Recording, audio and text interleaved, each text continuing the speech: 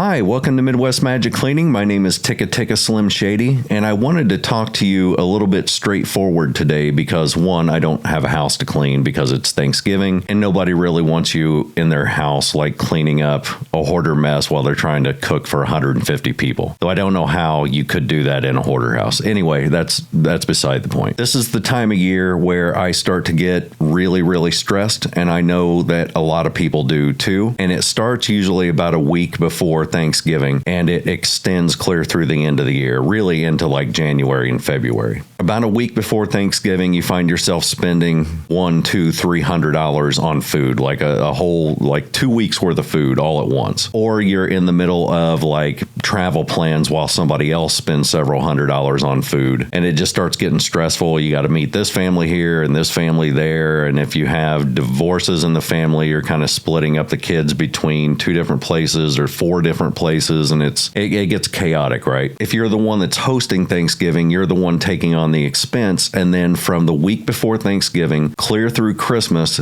it starts this spending spree that is like 30 days long, and it can get overwhelming, and it can hurt your bank account, and it can drive you absolutely mad. Mad. Now, I'd like to give you a little bit of advice on how to handle this, but first I need to tackle the one piece of advice that I think is not worthless, but has lost meaning over the years, which is people will say, you got to remember that Thanksgiving and Christmas is about family and loved ones and not about gifts, and it's about being together and unity, and that's great, and that's true, but when you find yourself in the real life situation of trying to find who to buy what gift for, let me give you a real world example of it. I have a daughter who is getting ready to go to college. She doesn't have her tuition money, so I'm going to have to supply that. It's a lot of money. It's going to drain my bank account, right? If I give her that for Christmas, then I have to look at my other 2 kids and say, what can I get them that is of equal value so that they don't feel like I'm playing favorites with my daughter and then just leaving them out and getting them like normal gifts or whatever. I know they don't care. I know it doesn't bother them. I know that they're not going to look and say, well, you gave her thousands of dollars for tuition. Why did you give me this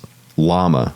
That I'm probably going to buy him a llama. Probably not, but I really want to buy him a llama. It bothers me. And so I try to find, it bothers my wife too. So we try to find some way to balance everything out to where people get roughly equal amounts of stuff. But because we do that, it can financially gut punch us every year. And that's my fault. It's not the kid's fault. And I try to think about the whole family and togetherness part in order to put my brain at ease, but it doesn't work for me. I don't know whether that's the autism or whether that's just human nature. But it's something that I deal with every year, and I know that millions of families across the U.S. deal with it too. At the same time, you're also nearing the end of the year, so you're actually approaching tax time. And for people who get a tax return, it's not a super big deal, but we pay in on taxes, and a lot of people I know pay in on taxes every year. So that money crunch starts the week before Thanksgiving, and for us lasts clear until we have to pay our taxes. So I am in a state of like panic starting the second Thursday of November clear through like April. So I find myself for those months, specifically from November to December, having to remind myself that whenever I was young and we went through Christmas after all the gifts and stuff were opened and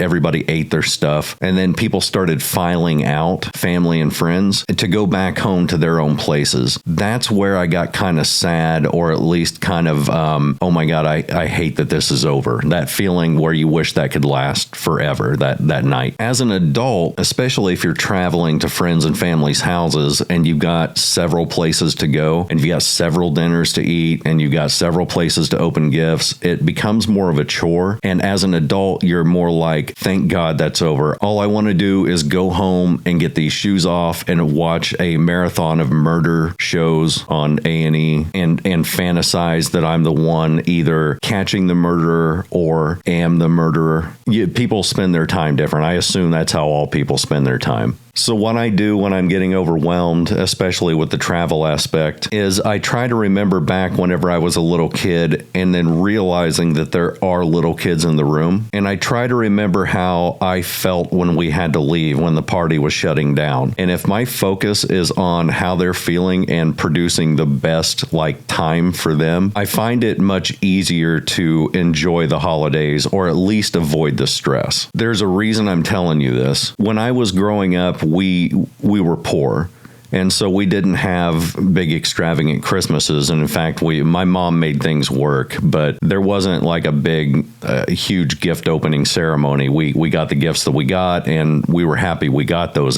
It was great. She made things happen. But there were many Christmases that behind the scenes, she was borrowing money and going to churches and trying to get donations and stuff in order to make sure we had our Christmas. Because of this YouTube channel, we've been able to do that. You have made it possible for us to do that. So behind the scenes, I found a couple families who needed Christmas and didn't have a means to do it. And they had posted like Amazon wish list. They didn't ask for money. They didn't ask to, fill their Cash App or whatever. They put an Amazon wish list out. That wish list was filled with toys and children's clothing. And so what I did was the money that you guys pay for memberships and the money that we get from ads and stuff like that, the money we generate from YouTube. I just went in and in our names, I bought out entire Amazon wish list for families. They don't know me. I don't know them. And in fact, I just found them because some of my subscribers had posted on like TikTok and stuff like that of hey, I know this family in Texas or whatever who's struggling this year. If anybody can,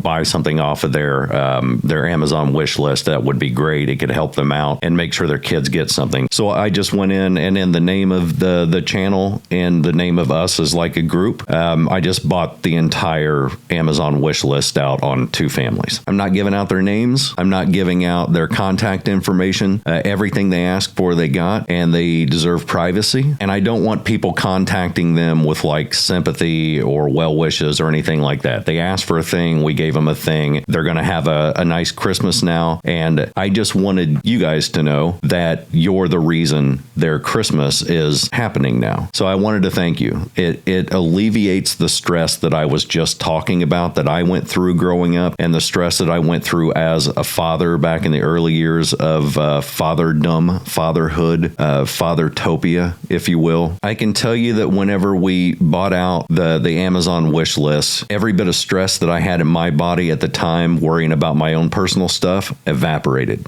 Now, I'm not saying that you deal with your stress by going out and spending, a bunch of money on Amazon wish lists. That's not feasible. And it's a little insane if you just start buying out people's Amazon wish lists. What I'm saying is that the act of alleviating stress for other people is one of the things that alleviates stress for myself. That's probably why I do the hoarder cleanups as often as I do them, is because seeing these people actually get rid of their own stress somehow has like a rub-off effect on me. Now, that got me to thinking that next year when we get around this time, I assume the audience will be bigger than what it is even now, unless you find out that I'm a demon. I'm not a demon.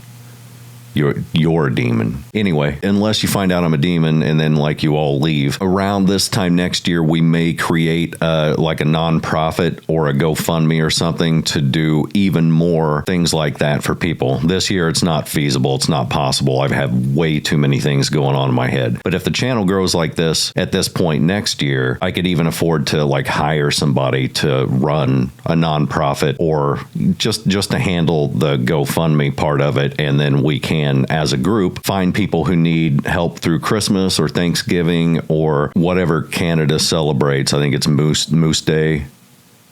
Happy Moose Day. Merry Moose.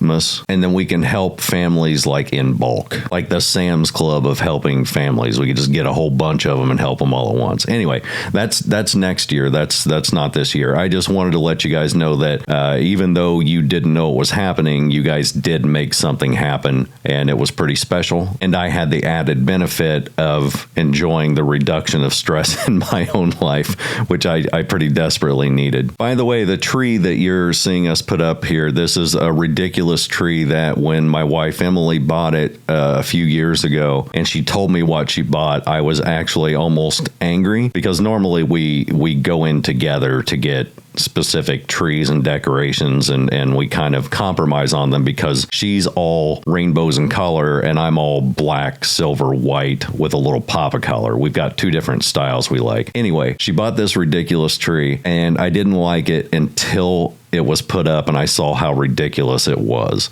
So it's the bottom part of that tree is filled with tiny little styrofoam balls, and then it has an air pump that pumps air through the center of the tree, the little post that holds everything together. So the styrofoam balls take a ride up the post, and then they hit this little plate at the top, and then they fan out. And so it makes the tree snow on itself. And if you push that up too high, it shoots balls all over the living room. It's ridiculous. So you have to kind of tune that in. But the balls of styrofoam come back down. They settle in that like little umbrella, upside down umbrella canopy thing in the bottom, and then they get recycled back up through the tree and it makes a loop. It also has MIDI Christmas music that it can play, which I never turn on because I'm not a psychopath and I would like to retain my sanity. So we never turn that part on. Emily does when guests come over because it makes her laugh because it's so ridiculous, but that's what we're putting together there. Now, what you can expect over the course of the next month is going to be a little shaky. I am going to try to do as many dirty houses as humanly possible so that I can stack up videos. It's been suggested to me for the last year about, hey, you need to do more houses than you're publishing so that whenever you have to take a break, you've got videos in the background. That is great in a perfect world, but right now I'm going 100 hours a week as is. So cleaning extra houses is like you would have to invent time in order to do that, and I don't have that. I may be able to start doing it over the course of the next month and stockpile a couple videos. That's going to be really important because Emily, for those of you who don't know, has a non-cancerous brain tumor right up here, or actually it's more like back here because it's starting to press on her optic nerve. She has had one removed before when we first met, and this one is about 3 times the size of the original one. So she's okay. She's gonna survive and all that. It's an enormous pain in the butt for her because she'll have to spend 10-15 days in the hospital. She'll have to go through the whole surgery thing again, and there's actually a couple tumors, one up here and then one that's back here. So she has to get them removed, which means that we have to travel like 100 to 150 miles in order to get to an actual city that can do those sorts of surgeries, and then we'll have to stay there for about 2 weeks, which means that any content that I'm going to be putting up over the course of the next month or two may end up being some ridiculous thing about me cleaning hospital rooms, or I have no idea, no clue how I'm going to handle that, but her health comes first, obviously. I know you guys know that. Also, we'll have Christmas Eve. We don't do anything on New Year's, so that doesn't matter, but that means 1 month after Thanksgiving, suddenly it's Christmas. So if I don't have videos stockpiled by then, there may be like a week I've got to skip. But I think if you go back about this time last year, it was the same thing on the channel where you get up to November and then I'm starting to have to put together some compilations, and I'm having to, put together like a top 10 dirtiest filths that I ever cleaned a filth dirt.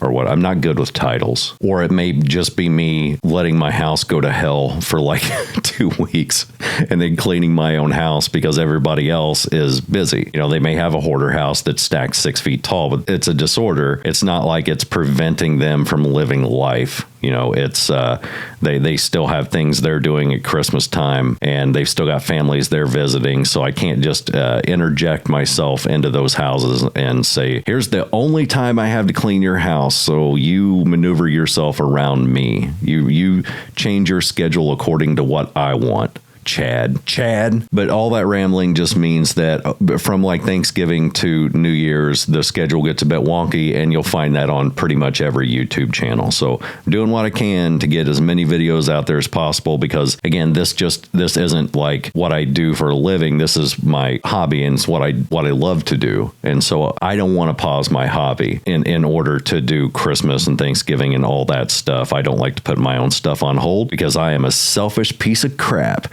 I don't know why that. By the way, total aside, but I always call myself weird or dumb or whatever, and then people try to reassure me that I'm not, and they're like, you shouldn't call yourself weird because words can hurt and they have meaning and blah blah blah. And I wanted to assure those people, like, I'm Gen X. We prided ourselves on being weird. We had shirts that said 0, not because the number 0 was cool or anything. It was because Smashing Pumpkins had a song called Zero where he called himself a zero, and that was like our generation. We had very self-effacing comedy. But anyway, all that aside, when you find yourself getting stressed this season, starting today through, Christmas Eve, Christmas Day, New Year's, tax season, and all that. One of the things that I try to do is I use the same mindset that I use whenever I'm cleaning a hoarder house. So those reality shows where they send the husband and wife on like a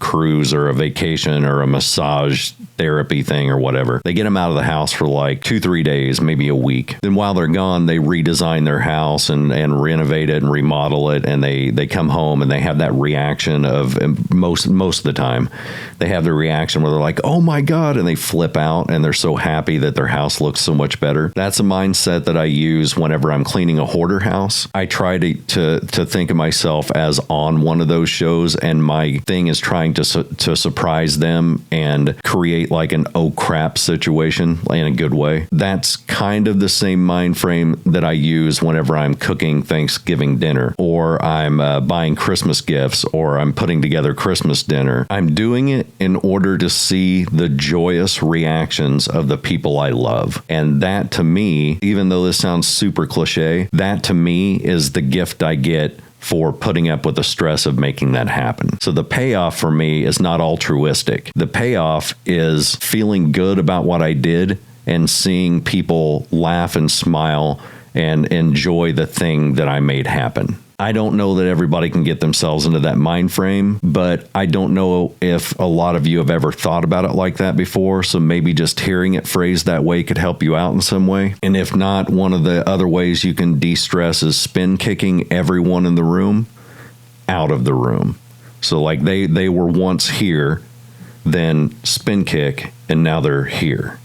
It's person, spin kick, air is the way that goes. And then like your stress goes the opposite way when you do that.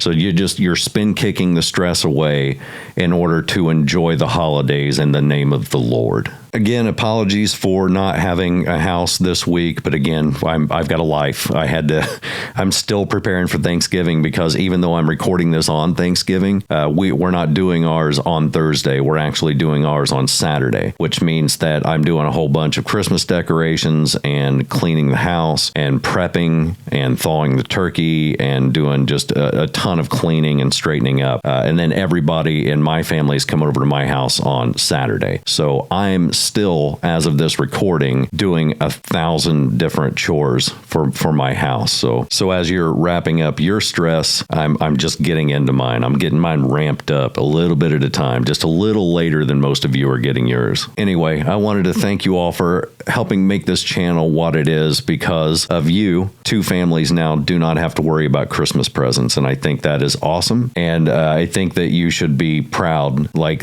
all the people who bought memberships to get the extra videos every week, and all the people who just hit the subscribe button. That helped. That's like hitting that little button is the thing that makes the channel grow, which in turn is the thing that lets us do stuff like buying Christmas presents or paying for people's, Thanksgiving or whatever, or buying backflip lessons for kids who need to learn how to backflip. But enjoy your holidays. I should be back here next week and going back into the regular videos again. Don't worry, I'm not leaving the channel. I'm not like burnout on it or anything like that. It's just the holiday season. Life is happening, and I'll be back to cleaning up things next week. So thanks for coming in. Have a great holiday, and I will see you all next week. Later.